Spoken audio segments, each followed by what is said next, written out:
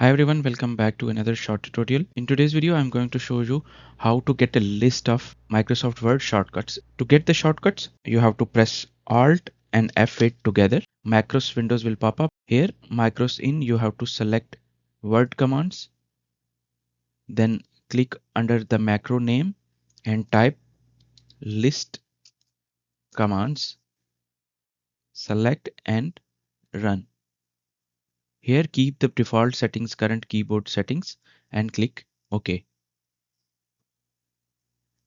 So now, as you can see, you will get the command name, modifiers, and key. So this way you can easily get the list of Microsoft Word commands. That's it for today. See you in the next video.